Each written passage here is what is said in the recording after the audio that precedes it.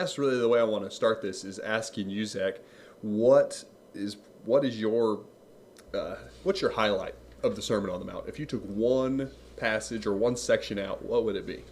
Oh man. Well, And I totally put you on the spot right there for everybody listening. Zach, I did not prep him for that. no, it's okay. Because that's a good question.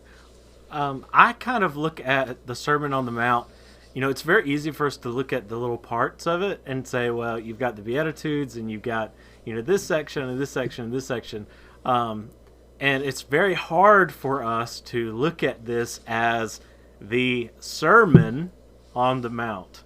And I guess maybe it's not particularly. I mean, we weren't there. It's not recorded the same way in the other gospel accounts. It may be a literary action that Matthew took and just maybe he compiled some of the teachings that Jesus had in a time frame and added some more here or there.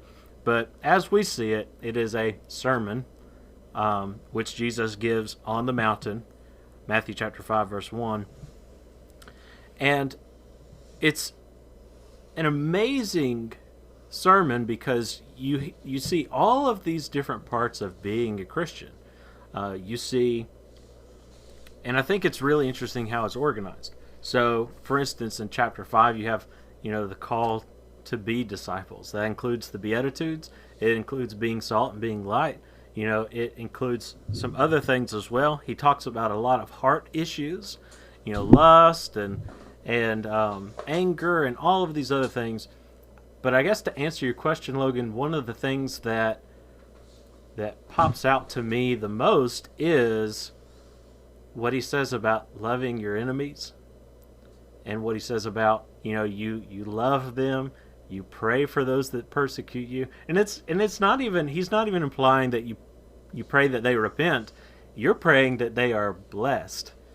And it's incredible that he takes this turn, and throughout, especially in chapter 5, he says, you've heard it said that, this is how you're supposed to act, but I'm telling you, you're going to go a step further. And I think that's really what the whole Sermon on the Mount is about. Christians go a step further than just being decent human beings. We go far beyond. We go above and beyond because that is the way of Christ.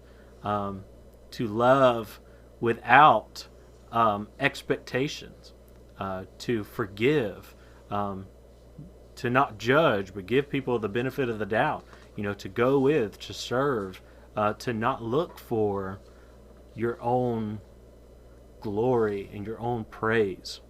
I love chapter 6. It talks about 3 things that are important for us to do: to pray, to give, and to fast. And all of those things, he says, basically, you do them in secret. You don't do them for glory. You don't do them to be seen, but they're things that you need to do.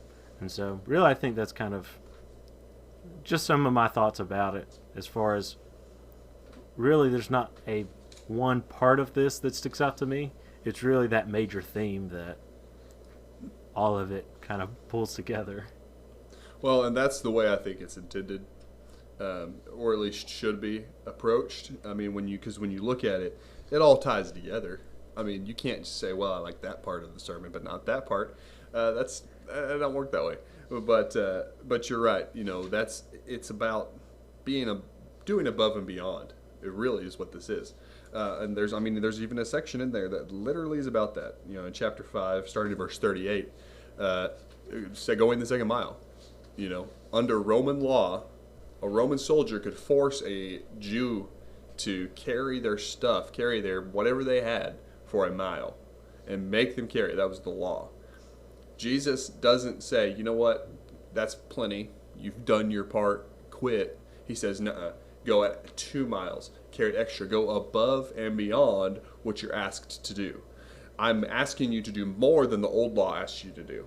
And that's really what being Christ-like, being a Christian, boils down to, is we are supposed to be different. And the different isn't like weird, or it's not a Bible beater. It's being somebody who goes above and beyond. Because you can be weird and be a Bible beater and not be Christ-like.